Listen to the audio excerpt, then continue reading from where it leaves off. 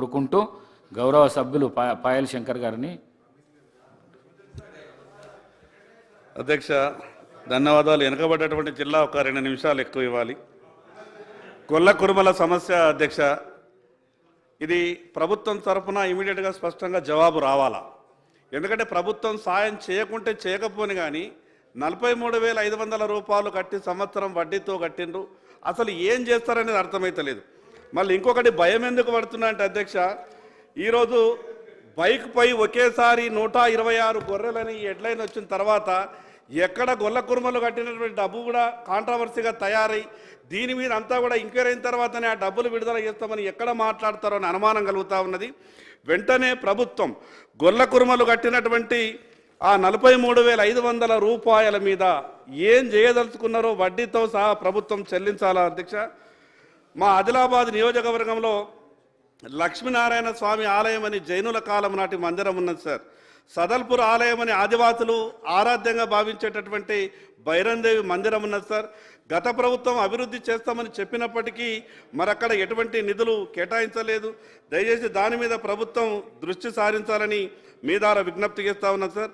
ఆదిలాబాద్ పట్టణంలో ఖానాపూర్ అనే ఒక చెరువు ఉన్నది. అది ఆదిలాబాద్కు ఒకటే నీటికి జీవనాధారం. మరి అది గతంలో హైదరాబాద్ ట్యాంక్ బండ్ ఏ రకంగా ఉన్నదో దాన్ని ఆ రకంగా అభివృద్ధి చేస్తామని గత ప్రభుత్వం ప్రకటించింది. కొంత పనులు కూడా ప్రారంభించింది. కానీ మధ్యలోనే ఆపివేయడం వల్ల అదొక దుర్గంధమైనటువంటి పరిస్థితి ఉన్నది. అదేవిధంగా ఆ చెరువంతా కూడా పూర్తిగా అన్యాక్రాంతమైంది కబ్జాల వల్ల.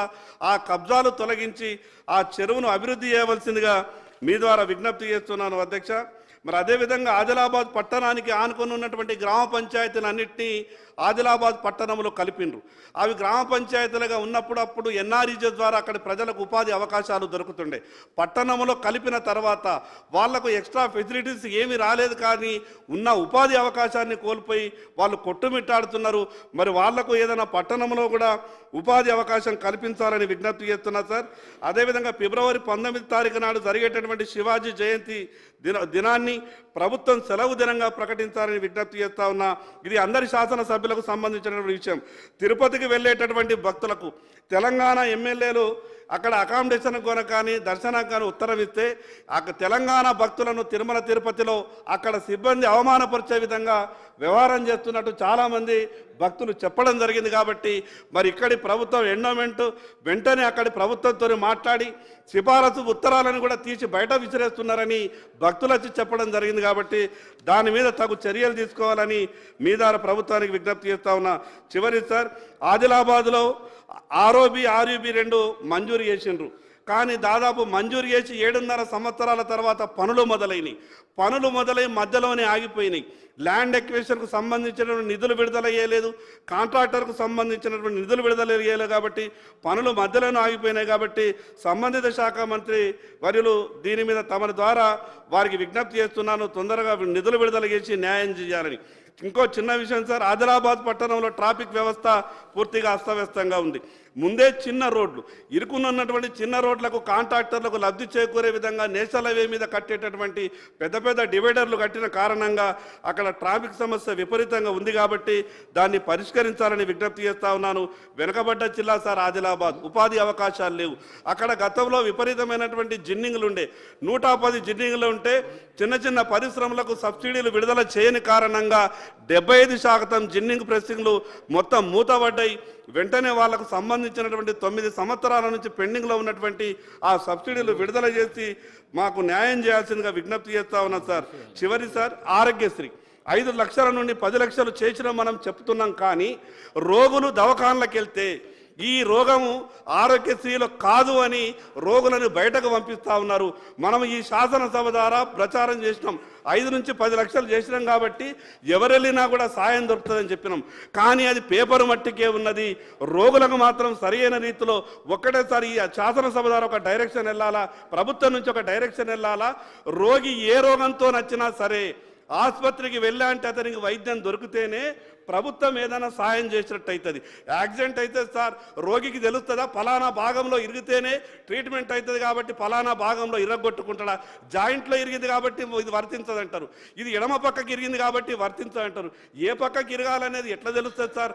అందుకే రోగికి ఏ అవసరం ఉన్నా కూడా ఆరోగ్యశ్రీలో అన్నింటినీ కవర్ అయ్యే విధంగా ప్రభుత్వం నుంచి డైరెక్షన్ ఇవ్వాల్సిందిగా మీ ద్వారా విజ్ఞప్తి చేస్తున్నాను సార్. చివరిగా సార్, ఆదిలాబాద్లో కోరటా చెనాక అనే ప్రాజెక్టు నేను మంత్రి గారికి కూడా మన ఒక విజ్ఞాపన పత్రం ఇచ్చిన సార్. చివరి దశలో ఉంది. ల్యాండ్ ఎక్వేషన్కు సంబంధించిన డబ్బులు విడుదల చేస్తే దాదాపు ఒక 40 నుంచి 45,000 ఎకరాలకు ఆయకట్టు వచ్చేట అవకాశం ఉన్నది. కాబట్టి మిగతా ప్రాజెక్టుల మీద మీరు ఎంక్వైరీలు చేయండి, తప్పులేమన్నట్టు ఏమి చేయండి, కానీ మధ్యలో ఆగిపోయినటువంటి వాటికి మాత్రం భేషజాలకు పోకుండా గతంలో ఉన్నటువంటిది ప్రజల ప్రభుత్వమే, ఇప్పుడు వచ్చినటువంటి ప్రజల ప్రభుత్వమే. తప్పులుంటే వాటి మీద మీరు విచారాలు చేయండి, ఏమన్నా చేయండి, కానీ కొద్దిగా నిధులు ఉన్నటువంటి ప్రాజెక్టుల మీద వెంటనే నిధులు విడుదల చేసి సాయం చేయాల్సిందిగా మీ ద్వారా ప్రభుత్వానికి విజ్ఞప్తి చేస్తున్నారు. చివరిది సార్, ఎండోమెంట్కు సంబంధించినటువంటిది. ఎండోమెంట్ డిపార్ట్మెంట్ ద్వారా కామన్ గుడ్ ఫండ్ CGF కింద మంజూరులు చేసిండ్రు. ఎన్నికల కన్నా ముందు ప్రతి మందిరంకు పోయిండ్రు. 50 లక్షల కోటి రూపాయలు 2 కోట్లు 3 కోట్లని కాగితాలు ఇచ్చిండ్రు. కానీ ఏ ఒక్క మందిరానికి 10 రూపాయలు కూడా విడుదల చేయలేదు. ఆ రకంగా హిందూ మనోభావాలను దెబ్బతీసే విధంగా మంజూరీలు మాత్రమే ఇస్తారు, నిధులు మాత్రం విడుదల చేయరనే విధంగా ఒక చర్చ ఉన్నది. ధూపదీప నైవేద్యాలకు సార్ అవి ఇచ్చేటియే కొన్ని 2,000 3,000 రూపాయలు. దానికే ఇప్పటి వరకు సంవత్సరాల తరబడి పూజారులు అక్కడ మందిరంలో పూజలు చేస్తే కూడా పాపం వాళ్ళకు ధూపదీప నైవేద్యం ద్వారా 1 రూపాయి విడుదల కాలేదు. కొత్తగా ఉన్న కొన్ని మందిరాలకు ధూపదీప నైవేద్యంలో డబ్బులు ఇవ్వాలా. వెంటనే ప్రభుత్వం ఆ నిధులను విడుదల చేయాల్సిందిగా మీ ద్వారా విజ్ఞప్తి చేస్తున్నా సార్. చివరి సార్, సాత్నాల ప్రాజెక్ట్ అనేది ఆదిలాబాద్లో ఉన్నది. 30 సంవత్సరాల క్రితం నిర్మితమైనటువంటి ఆ ప్రాజెక్ట్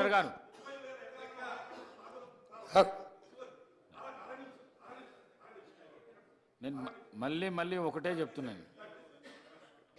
30,000 ఎకరాలు సాగులోకి వచ్చేటటువంటి ఆ సాత్నాల ఆయకట్టుకు దానికి కెనాల్స్కు లైనింగ్ లేని కారణంగా మధ్యలోనే నీటి అంతా కూడా లీకేజ్ అవుతున్నది. ఇరిగేషన్ మరి దానికి సాగు వచ్చే అవకాశం కనిపించలేదు. కాబట్టి వెంటనే ఆ ప్రాజెక్టుకు లైనింగ్ చేయాల్సిందిగా మీ ద్వారా విజ్ఞప్తి చేస్తున్నాను. మీకు ప్రత్యేకంగా ధన్యవాదాలు సార్. మినిస్టర్ గారు సార్, గౌరవ సభ్యులు శంకర్ గారు చెప్పినట్టు సార్, ఈ యాదవ సోదరులకు సంబంధించిన సమస్య చాలా తీవ్రమైన సమస్య సార్. ఎన్నికల ముందు ఆ బోర్లు పంపిణీ చేసే కార్యక్రమంలో చాలామంది యాదవ సోదరులు బయట ఇంట్రెస్ట్ తీసుకొచ్చి కట్టినరు. ఇప్పటికీ దాని అప్పుడు ఎలక్షన్ల ముందు 6 నెలల ముందు కట్టించుకున్న డబ్బులకు కూడా అది ఇవ్వలేదు. ఈరోజు ఒక ఆంధ్రజ్యోతి పత్రికలో ఒక మోటార్ సైకిల్ మీద 120 గొర్రెలను తీసుకుపోయినట్టు వాళ్ళు కూడా బైక్ పోయి ఒకేసారి 126 గొర్రెలట. మన ఏ మోటార్ సైకిల్ ఏ కంపెనీదో తెలుసుకోవాలి అధ్యక్ష ఫస్ట్. అది దాంట్లో స్కామ్లు కూడా ఎక్కువ జరిగినాయి అధ్యక్ష. కొన్ని బార్డర్లోనే రీసైకిల్ అయినాయి. మా దామర్చల నల్గొండ జిల్లా బార్డర్ చాలా కేసులు నా దృష్టికి వస్తే అధికారులు చెప్పి చర్యలు తీసుకుని పోయినసారి. దాంతోపాటు వారికి కూడా వచ్చే విధంగా దాని మీద కూడా నిర్ణయం తీసుకుంటాం. రెండవది, ఇంకా చాలా సమస్యలు చెప్పిండ్రు సభ్యులు, సమయం లేదు కాబట్టి మీకు తప్పకుండా ఒకటి మాత్రం హామీ ఇవ్వగలుగుతా.